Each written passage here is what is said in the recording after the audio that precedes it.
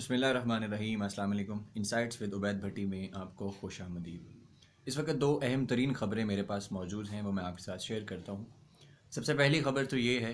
कि उलमा की लाखों उलमा की जमात जमीयत उलमाए इस्लाम फ़ज़ल रहमान ग्रुप ने अपने 4 जय्यद और बड़े उलमाए किराम और ओहदेदारान को पार्टी से ख़ारिज करने का ऐलान कर दिया है। उसका बाकायदा नोटिफिकेशन जारी कर दिया है, उसकी प्रेस रिलीज़ जारी कर दी गई है। उसमें बताया ये गया है कि ये चारों जो लोग थे ये पार्टी पॉलिसी और नज़रियात के ख़िलाफ़ बात कर रहे थे। पार्टी के जो चेयरमैन हैं, जो सदर हैं, जो अमीर हैं मौलाना फ़ज़ल रहमान, उनकी ज़ात पर प्रोपोगंडा कर रहे थे, इल्ज़ामात लगा रहे थे और उनकी ज़ात पर प्रोपोगंडा करने के हवाले से वो मीडिया की मदद कर रहे थे। और इसके अलावा वो अनासर जो कि इस वक्त पीडीएम की और अपोजिशन की तहरीक के ख़िलाफ़ काम कर रहे हैं, उसको नुकसान पहुँचाना चाहते हैं, ये चारों लोग उनकी मदद कर रहे थे। अब ये 4 लोग कौन हैं? इनमें नंबर 1 मौलाना शहरानी हैं, नंबर 2 हाफिज़ हुसैन अहमद, नंबर 3 मौलाना गुल नसीब और नंबर 4 मौलाना शुजाउद्दीन। अब ये 4 लोग वो हैं जिन्होंने मौलाना फ़ज़ल रहमान की पार्टी के अंदर जो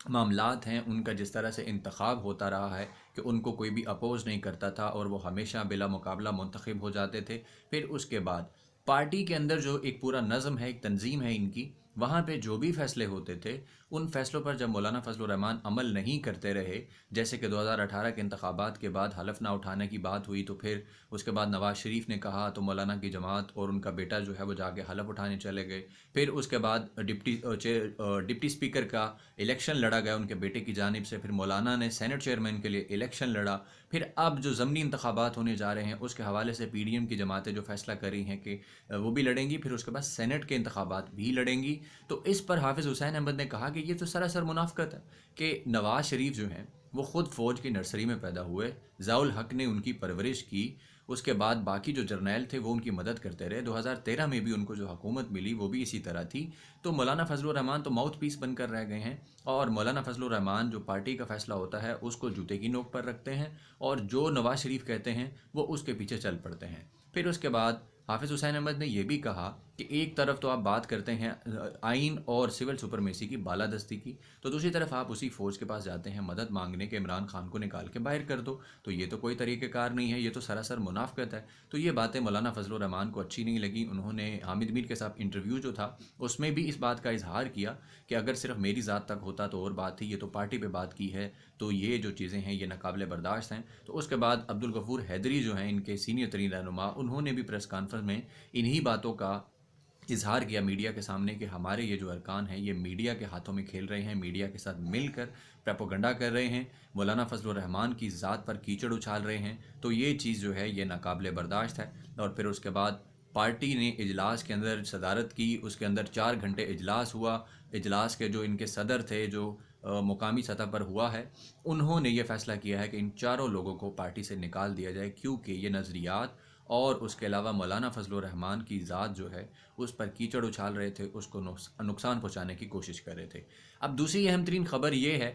कि पीडीएम ने फ़ैसला किया कि जी इस्तीफ़े जो हैं वो 31 दिसंबर तक पार्टी के जो अपने इनके सदूर हैं या इनके अलावा जो दीगर जो लोग हैं जो ज़िम्मेदारान हैं उन तक पहुँचाए जाएंगे। अब इस पर शोखी मारते हुए मुस्लिम लीग नून और पीपल्स पार्टी की तरफ से कुछ लोगों ने ये हरकत की कि सोशल मीडिया पर अपने इस्तीफ़े अपलोड कर दिए। इसके अलावा पार्टी का जो ऑफिशियल सोशल मीडिया है उन्होंने भी अपने कारकुनान और बाकी अवाम और हुकूमत को प्रेशराइज़ करने के लिए इस्तीफ़े जो है मैं सोशल मीडिया पर अपलोड कर दिए। अब उनकी तहरीर जो है वो चाहे थोड़ी ड्यूबियस किस्म की है कि उसके अंदर डायरेक्टली स्पीकर के नाम चीज़ें नहीं लिखी गई, लेकिन उसके जो लेटर हेड हैं वो ऑफिशियल हैं और उसके बाद उसके ऊपर जो दस्तखत किए गए हैं वो भी इनके पार्टी के अपने अरकान की तरफ से हैं। और उस पर उन्होंने जो लिखा है कि हम पार्टी के अपने जो सरबराहान हैं उनको इस्तीफ़े पेश कर रहे हैं, वो जिस तरह से चाहें इस पर अमल दरामद करा लें। लेकिन किसी शरपसंद ने वो इस्तीफ़े सोशल मीडिया से डाउनलोड करके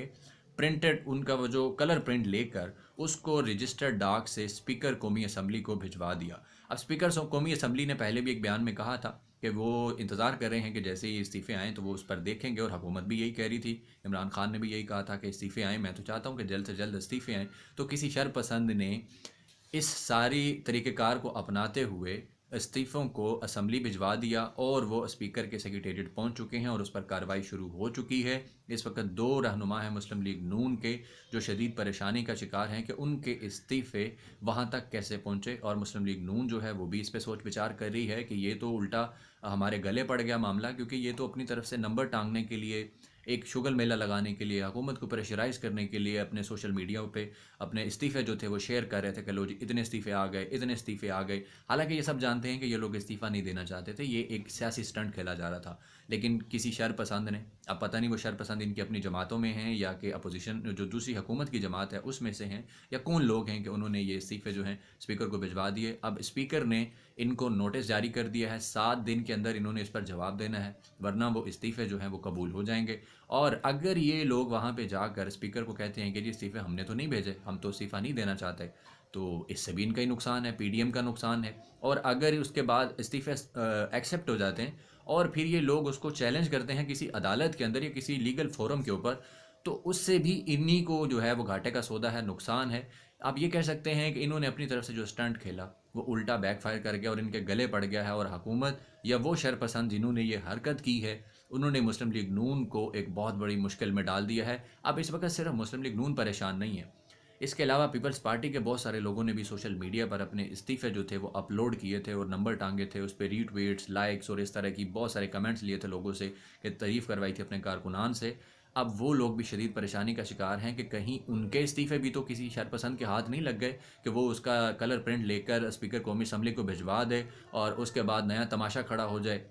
और आवाम के सामने इनका भांडा फूट जाए कि ये जी इस्तीफ़े तो देने नहीं चाहते थे, ये तो एक सिर्फ सियासी स्टंट खेला जा रहा था कि हम तो इस्तीफ़े देना चाह रहे हैं, लेकिन हमने अपनी जो पार्टी की आदत थी उसको इस्तीफ़े भिजवाए थे। अब देखते हैं कि आने वाले जो 7 दिन हैं, अब ये नोटिस हुआ है, इन 7 दिनों में मुर्तज़ा जावेद अब्बासी KPK से एक बड़े अहम तरीन रहनुमा हैं मुस्लिम लीग नून के, और उसके बाद एक और रहनुमा है नून लीग के। इसके अलावा बाकी जो लोग हैं अब फौरी सोशल मीडिया से इस्तीफ़े डिलीट किए जा रहे हैं, लेकिन लोगों ने डाउनलोड कर लिए हैं, मैंने खुद डाउनलोड कर लिए थे कि मुस्तकबिल में ये काम आएंगे, क्योंकि उनके ऊपर जो भी एक एविडेंस होता है कि आपने शो कराना होता है जब भी किसी चीज़ पर बात करनी होती है तो आप उसको अपने पास महफूज कर लेते हैं। तो आवाम ने भी डाउनलोड कर लिए होंगे और उन शर पसंदों ने भी डाउनलोड कर लिए होंगे कि जिन्होंने ये इस्तीफ़े जो हैं कलर प्रिंट करा के स्पीकर कौमी असम्बली को भिजवाए हैं। अब देखते हैं कि ये सीरीज़ जो है ये 2 पे ही रहती है या 2 से ये बढ़ती बढ़ती आगे चली जाती है, क्योंकि दर्जनों अरकान ने सोशल मीडिया पर अपने इस्तीफ़े जो थे वो अपलोड किए थे। अब इसमें एक मज़ेदार चीज़ ये है कि शाहिद खकान अब्बासी ने हामिद मीर को इंटरव्यू दिया,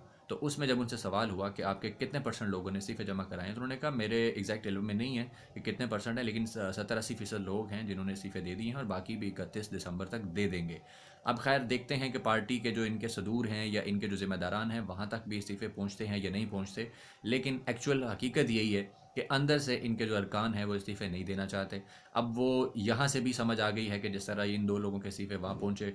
और ये परेशान हो गए और इन्हें शोर मचाना शुरू कर दिया, और पार्टी जो है वो भी परेशानी का शिकार हो गई है। बाकी अब आगे स्पीकर कौमी असम्बली के हाथ में मामला है कि वो इसको किस तरह से खेलते हैं और हुकूमत इस पर क्या करती है, क्योंकि इसमें कुछ चीज़ें ऐसी हैं जो कि लीगली चैलेंज हो सकती हैं, लेकिन कुछ लीगल एक्सपर्ट्स का ये कहना है कि स्पीकर के पास जो जिस तरह इस्तीफ़े पहुँचे हैं वो चाहे हैंड रिटन हो या टाइप हों और उसके ऊपर दस्तखत सिर्फ अरकान के अगर मौजूद हैं और ओरिजिनल दस्तखत हैं, तो वो इस्तीफ़े जो हैं उनके ऊपर इनसे वजाहत तलब करने के बाद उनको एक्सेप्ट कर लिया जाता है। और अगर ये लोग स्पीकर के पास पेश नहीं होंगे वजाहत के लिए तो भी 7 दिन के बाद ऑटोमेटिकली इस्तीफ़े जो हैं वो एक्सेप्ट हो जाएंगे और इनकी सीटें जो हैं वो वैकेंट हो जाएंगी। अब बड़ी सिचुएशन मज़ेदार है, अब देखते हैं कि आगे कहानी कहाँ तक पहुँचती है, हुकूमत जीतती है या अपोजिशन जीतती है। उल्टा मामला जो है वो इस वक्त अपोजिशन के गले पड़ गया है और अपोजिशन जो है वो शदीद परेशानी का शिकार है। नाज़रीन अब तक के लिए इतना ही, मुझे इजाज़त दीजिएगा। अल्लाह हाफ़िज़।